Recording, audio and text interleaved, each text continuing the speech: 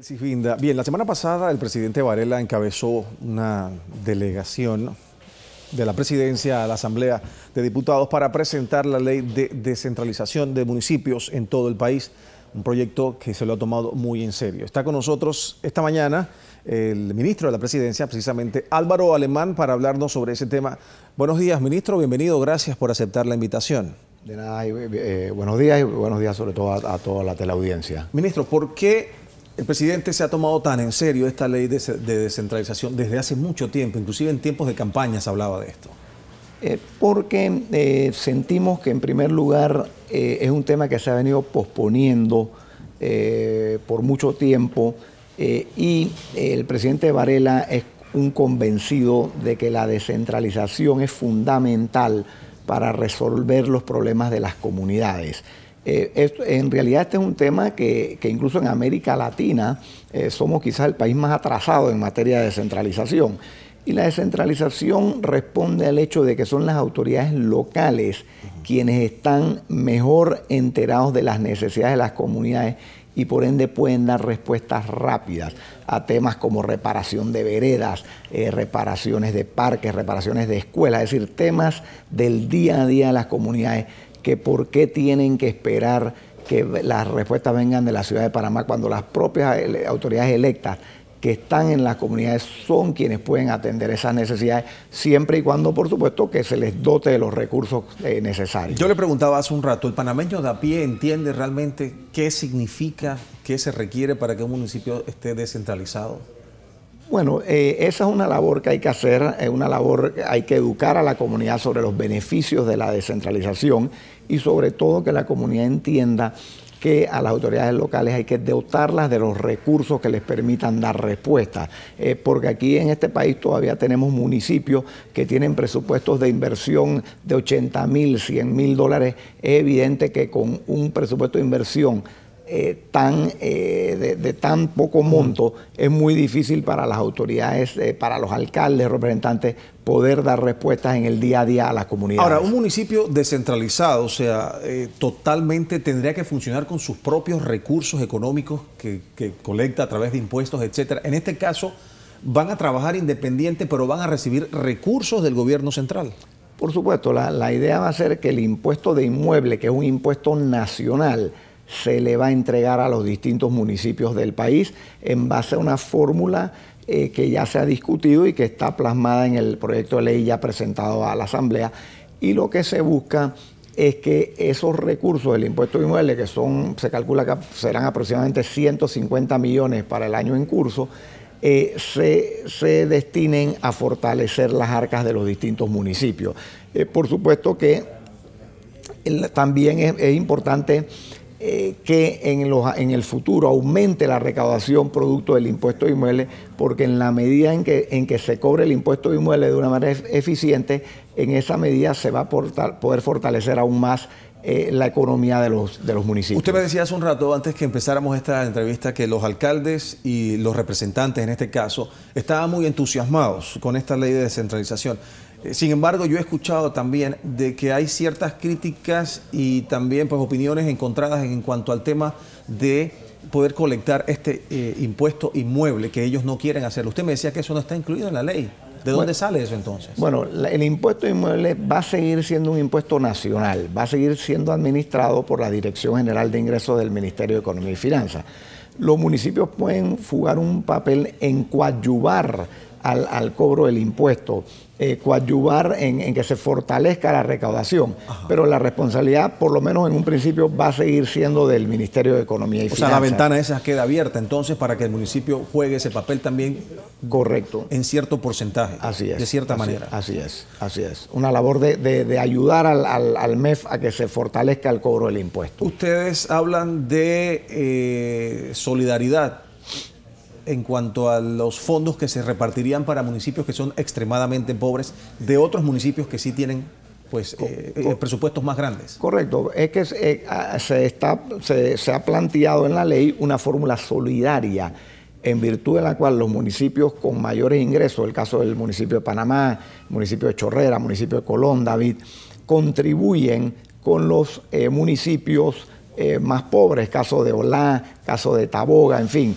distintos municipios con miras a que esos municipios tengan un piso. ¿Qué quiere decir el piso? Que el presupuesto de inversión de esos municipios en el año 2016 va a ser $500,000. Le pongo el caso del municipio de Taboga. El municipio de Taboga en este año tiene un presupuesto de inversión de $80,000. Con esta fórmula solidaria, el municipio de Taboga el otro año va a tener un presupuesto de inversión de $500,000. Ministro, y administrativamente hablando, estos municipios que han manejado tan poco presupuesto a través de la historia, ¿van a poder manejar estos presupuestos millonarios o casi millonarios en algunos casos? Muy buena pregunta. Lo que se está planteando es que de esos fondos, 80% se destina a inversión y 20% se destina a funcionamiento. ¿Y por qué 20% a funcionamiento? Precisamente por lo que usted señala, esos municipios tendrán que contratar un abogado, un ingeniero, es decir, van a tener que contratar personal multidisciplinario que les permita llevar adelante proyectos de inversión, que les permita preparar pliegos, les permita convocar licitaciones, en fin, les permita ejecutar esos dineros que se les van a dar, porque es cierto lo que usted señala, de nada le sirve a un municipio dotarlo de recursos si no tiene una infraestructura mínima de personal humano y técnico que le permita llevar adelante una gestión de ejecución de obras. Ministro, en otros países, cuando se ha dado este tema de la descentralización, se habla de que representantes y alcaldes posteriormente han tenido problemas con la ley, han quedado presos, etcétera, por el mal manejo de fondos. ¿Cómo se va a controlar esto acá? Bueno, la ley es clara en que el uso de los recursos va a estar sujeto a la fiscalización de la Contraloría General de la República, precisamente para que los fondos se utilicen de manera correcta, porque la descentralización no se trata de entregarle fondos a los municipios para que lo gasten alegremente sin ningún control. Va a haber un sistema de control, es decir, el gasto de los municipios, las inversiones van a estar sujetas al control de la Contraloría General de la República. En el tema de obras que se vayan a desarrollar, que ahora las aplicarían y las ejecutarían los municipios, ¿se tiene que hacer igual una licitación? ¿Se hace a través de Panamá Compras? O sea, ¿cómo funciona eso? Es correcto. La ejecución de las obras va a estar sujeto a la ley de contratación pública y va a estar sujeto al control a la fiscalización de la Contraloría General de la República, precisamente para garantizar la transparencia en el uso de estos recursos. Los alcaldes y los representantes ahora en temas de labor social y demás, por la cantidad y presupuesto que van a manejar, de alguna manera dejarían a un lado a los diputados que han hecho parte de esta labor por muchos años y que de hecho en este momento ni siquiera pues ya cuentan con partidas. Bueno, es que yo la labor del diputado en ese sentido, yo creo que, y a mí me han criticado a veces cuando lo he dicho, yo siento que un diputado, si bien su labor es legislar, también tiene una labor de llamarle la atención al órgano ejecutivo sobre las necesidades de su circuito. Y la manera más efectiva de hacerlo es buscando que se incluya en el presupuesto general del Estado los dineros necesarios para atender necesidades en su circuito. No obstante...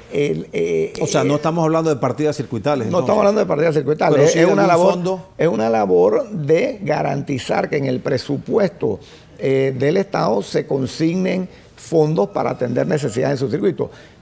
Pero eso es muy distinto a ejecutar las obras, es decir, la labor de ejecución debe corresponder principalmente a los alcaldes y a los representantes, que son las autoridades electas, claro, que están en el día a día en el circuito, porque el diputado tiene una labor de tener que legislar y es más, en la práctica, como usted sabe, físicamente un alcalde y un representante están allá en su circuito, mientras que el diputado pasa 4 días en la semana en la ciudad de Panamá por razón de sus obligaciones como diputado. Hablando de diputados, una de las grandes detractoras de esta ley de descentralización es precisamente la diputada Zulay Rodríguez del Partido Revolucionario Democrático.